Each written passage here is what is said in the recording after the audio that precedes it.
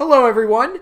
If you didn't see my first video that just got posted, which should have been my latest Star Wars review, I am kind of playing catch-up with the videos here. I initially planned on doing all of these, like, one day after the other, but a little thing happened on Thursday that prevented me from being able to get to the video. I mean, between this and all the technical difficulties I had last week, it's like, does God want me to make videos anymore? Does he want to stop me from making videos? Like, what is going on here? Anyway, come home Thursday night, and set up my camera, set up my microphone. I'm all ready to go, and I go into the kitchen for a quick snack, and I see a mouse scurrying across the kitchen counter. I'm like, nope. Little thing about me, it's a little embarrassing, kind of ashamed of it myself. I am deathly afraid of mice. Rats are even worse, but mice are enough to get me to be like, nope, I'm not staying in this place. Nope. Went to go talk to my building manager and said, yeah, there's a mouse in my apartment, please take care of it. Like, yeah, we won't be able to get to it till Tuesday. And I'm like, no, unacceptable. So I called Orkin. Thankfully, they do service apartments. And I was like, okay, can we get this taken care of as soon as possible? And said we can get there tomorrow morning. I'm like, great. That's awesome. That's fine. I'm not staying the night in my apartment. So I'm getting the hell out of here. Stayed at a friend's place and walked through everything with the Orkin guy Friday morning. Didn't find the mouse that I saw, but we did find potential entry and exit points. We blocked those up, laid traps all over the place. Still haven't found anything, but I feel better with all the traps around. That makes me... And Orkin's going to come every other month to switch out the traps and give me more peace of mind. And I'm like, okay, that's fine. And it's like, you motherfuckers, you goddamn fucking mice. It's like, because I'm a bit of a neat freak. With my apartment, it's like, all right, I'm giving the mice no reason to come here. It's like, because I'm not going to leave crap all over the floor. I throw my trash out. I clean regularly. It's like, okay, they're not going to have a reason to come here. Motherfucker came here anyway. It's like, okay, now you're going to get poisoned. Have fun. You're going to get, it's actually funny. When I was talking to the Orkin guy, first question I asked him, I was like, okay, are any of the traps that you're planning on laying out humane? And he was like, dude, there's no such thing as a humane mouse trap. It's just, we're here to kill. And I'm like, that is exactly what I want to hear. Because when it comes to mice, I am a sadistic motherfucker and I want them out. They are interlopers. They are filthy, bacteria-ridden vermin. And I don't want to see them. I don't want them anywhere near me. You come into my domicile, I want you dead. And that's just how I feel about mice. You know, that's just how I am. But anyway, that was why my videos for the weekend kind of got delayed. But, so I'm kind of knocking them all out tonight. And this video was going to be more of like a kind of wrestling current events thing and just talking about some of the stuff that's going on. I watched some WWE programming this week, and not just NXT. I watched actual main roster WWE. I watched bits and pieces of Raw, mainly the John Cena, Roman Reigns shoot promo segment that everybody was talking about. It's like, all right, I got to watch this because everybody's talking about it. And it's like, hot damn, did Cena leave him out to try or what? I'm like... You know, if that was scripted word for word, kudos to them, because I believed every word that he was saying, which is typically a problem with Cena, where it's like, because what do I say? He talks like the promoter half the time. I don't really feel like he stands for anything. He just talks like the promoter. It's like, y'all here to have a good time tonight, right? It's like, fuck you. But here it's like, wow, he sounds like he legit has a beef with Roman Reigns, like most of us do. And it's like, look, I don't care if it's a shoot. I don't care if it's a work. I'm like, dude, I buy it. And that's what you need. And that's good enough for me. It's like, all right, you just took a match I had absolutely no interest in. I'm like, all right, I'm kind of interested in seeing what happens now. I'm like, okay, if Reigns goes over, that would be like what I would expect based on like logic. If he doesn't go over, I mean, is this like the beginning of the end of Roman Reigns? Because like, there's no way you cut a promo like that and... If he doesn't go over the match, then he looks doubly stupid. So it's like, we're getting close to giving up on Roman here. I mean, I don't know. Like, well, I guess, again, it's another one of those things. Like, all right, the pay-per-view just became a lot more interesting because of it. So good on them. They did their thing. I'm not going to start watching 3 hours of Raw every week, but I'll keep reading the results and then, like, kind of maybe picking and choosing which parts I want to watch. But, yeah, I thought the segment came off, it was something. I'll give it that. It was something. And, you know, normally Raw gives me nothing. So, it gave me something worth talking about for sure. And Cena just had so many like, wow. Like, some of the things he said were like, shit, I never would have expected Cena to say that, but it worked. And it put more heat on the match. So, regardless of whether it was a shoot or a work, it did what it was supposed to do. So, good on him for that. Now, what wasn't good was following it up with a pointless tag match where Cena and Reigns are partners and they win anyway. It's like, that makes no goddamn sense. But it's like, dude, they're two guys that clearly don't like each other. They should lose the fucking tag match. I wouldn't even do the tag match. I would just do the segment and then just, that's the end of it. But, they got 3 hours to fill, so that's a thing. But I thought the segment came off very well. Regardless of how much of it was scripted and how much of it was a work. Or how much of it was a shoot. One other thing that I do want to comment on, and I talked about it a little bit in my last video, the Floyd, when I talked mostly about the Mayweather-McGregor fight. I did mention, kind of as it was breaking, no pun intended, the Triple Mania incident with Rosemary and Sexy Star. I've not seen all of Triple Mania yet. I only watched the one match, and I felt like, because the clip had been going around, but I felt like I needed to see the full match to try and understand just what the hell happened, because that's kind of the way my brain works. I'm not looking for an excuse for Sexy Star, because there is no excuse for what she did, but I want to, understand, how the hell it even got to this point and why it even happened. It's funny, I'm kind of watching, Amazon posted, Unsolved Mysteries, 8 seasons worth of material. Not the complete seasons, because I went through, the episode guide, and I looked at the seasons. I'm like, you don't have every episode up. That's a lie.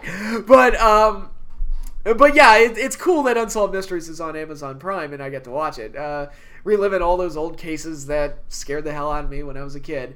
Before I learned to be afraid of mice. But anyway, in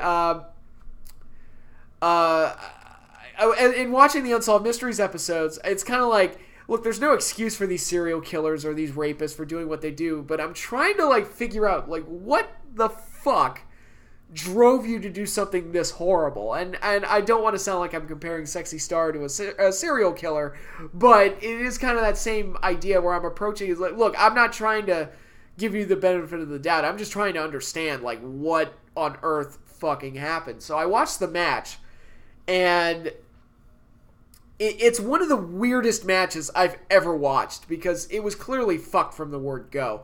And, there were reports that Lady Shani and Sexy Star were shooting on each other. I don't know what happened, but there were clearly, huge communication issues, and they were not getting along and not cooperating, and I don't know who instigated it. I don't know who started it.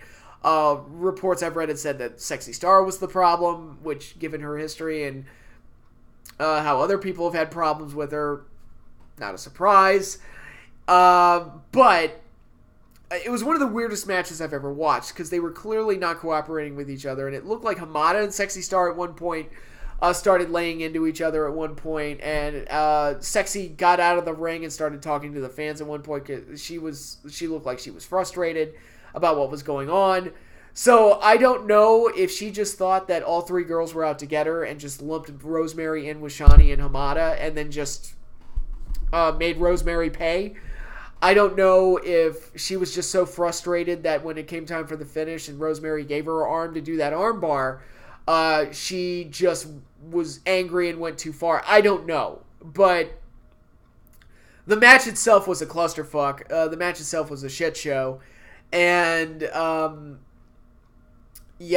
kind of reminded me, although it never got this bad, fortunately. It kind of reminds me of the Kitao Earthquake match from that joint show that WWF did in 91 with some Japanese federation. I forget what it was. And they paired up Earthquake with Kitao, and Kitao was just not having it for whatever reason. He was just he just went in there and decided he was going to fuck around with Earthquake and make motions that he was going to try and poke out Earthquake's eyes. And poor John Tenta was ready to go. It's dude, you want to fucking start? You want to shoot? We'll fucking shoot right now. And he looked like he was ready to go, because Kitao was clearly not playing ball. And it was one of the weirdest matches I've ever watched because of it. Fortunately, it didn't end with anybody getting their arm broken or anything like that. But it's always so unfortunate with when personal beef and personal problems spill out onto the ring, because it never should happen. It's like, look, whatever your issues are, whatever your problems are, don't let it affect the performances in the ring, because once that happens, I mean, you know, it's not fair to the fans, it's not fair to the people you're working with, it's not fair to the promotion, it's not fair to anybody. It's just, you got to maintain that level of professionalism. And professional wrestling, as I said in the last video, is based on trust. It's based on a mutual trust between the opponents, between the dance partners, because that's essentially what they are. They got to work with each other. It's like, I protect you and make you look good, you protect me and make me look good, and we put on the best show possible while making it look like we're having a legit athletic competition. And I think back to situations like, and Edge and Christian talked about this on their podcast, but the Edge and Matt Hardy feud in 2005. And if I ever make a video about that feud, I will talk about how they royally fucked that feud up from the word go, and how that could have been like the hottest feud in the history of wrestling. They just fucked it up royally. But we're going to put that aside. That's another video for another time. But here, though, it's like, if you want a series of matches where you would think that there would be unprofessional shit going on, it would be in those matches. And it never fucking happened. They went out there, they had TLC matches, they had a cage match, I believe they had like a street fight, and you would expect them to start taking shots at each other. Never fucking happened. Not from what I could tell, and according to Edge, it didn't happen. He said Matt Hardy was a total pro the entire time. And Edge didn't pull anything. They just went out there. It's like, all right, we're here now. We just got to do our thing and put on the best show possible. And if they're able to do it, given what happened in their whole situation, I can't imagine any other excuse like that Sexy Star would have to where she would think it would be okay to start shooting on Rosemary. Again, even if she thought that Rosemary was going to shoot on her, it's like, okay, but she didn't. And it's doing it in that way where Rosemary clearly gives you her arm to set up the finish, and then you just take liberties with her. It's inexcusable, and there's no reason for it to happen. And no wrestling match, no performance should ever get to that point where the people are shooting on each other. It sucks. It's unprofessional. It should never happen. And it makes me sad that it did happen. And I'll tell you what, Lucha Underground was awkward as hell to watch this week, because first episode right after Triple Mania, and the funny thing about Lucha Underground is that they've got a fairly big roster and a fairly large group of regular performers and characters that they use. So you don't see everybody every week, but goddamn, the first week after Triple Mania, who's in the first match on this week's episode of Lucha Underground? It's like, oh fuck. It's like, nah, I gotta watch this bitch now. I'm doing this whole thing, and I've been a fan of Sexy's work in Lucha Underground. I stand by it. That No Mas match with Mariposa is my pick for 2016 match of the year. I stand by that.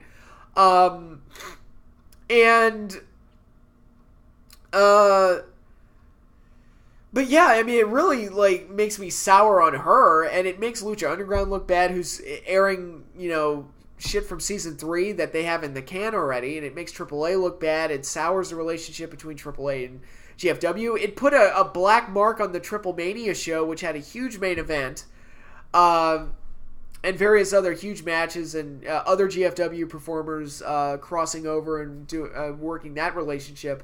And all anybody's talking about, at least in America, all they're talking about is that one unfortunate situation, and it's so shitty that happened, and it just ruins and puts a black mark on so many different things associated with the business and associated with the companies involved in putting that show together. And it's disgusting and horrible. And I read a transcript of Sexy Star's response, or her first statement coming out of it, and she basically played the victim, which was like, that is the absolute last thing that you should have done in this situation. You should have basically begged the wrestling business for forgiveness and begged Rosemary for forgiveness, and playing the victim in this, it's like, oh shit. That is not what you want to do, but very bad situation. Very, very bad situation, and it's one of those things you don't want to see in wrestling. And Uh, Sexy Star, I mean, this is one of those things. It's like, dude, if you want to get blacklisted, because that's another thing. It's like, what the hell did you think was going to happen when you did that? That's the other thing. It's like, how on earth did you think that this was going to turn out? And yeah, it sucks and it's unfortunate, but it's something that's gonna. I'm glad to hear that apparently Rosemary's injury is not as severe as initially thought. So that's good. It doesn't look like she's going to miss a lot of time. And it sounded like in her last statement she just kind of wants to move past this and focus on other things. And she also made it clear who she was mad at too. She was like, she basically went down the list and like thanked everybody, and thanked AAA. She thanked the other opponents in the match. She thanked Vampiro. She made sure it's like, look, I know who I'm mad at, and it really sucks whenever something like that. And it's like I said, it's not fair to the promotion. It's not fair to the people you're working with. It's not fair to the fans. It's just a horrible, horrible situation that just should never happen. But whenever it does, it's just, you know who the professionals are, and you know who aren't the professionals. And, hey, it is what it is. So I don't think you'll be seeing Sexy Star getting too many bookings moving forward. But that's just my 2 cents. But, I know typically I do a top 10 matches as my first wrestling video of the month, but again, Mr. Mouse had to show up and ruin everything and kind of knock my whole schedule out of whack, and I haven't gotten around to watching Triple Mania, the entire show yet. I want to do that before I put out a final list. I also have not watched the 4-way from SummerSlam yet. It's like, alright, I do want to watch that before I put together a top 10 list for August.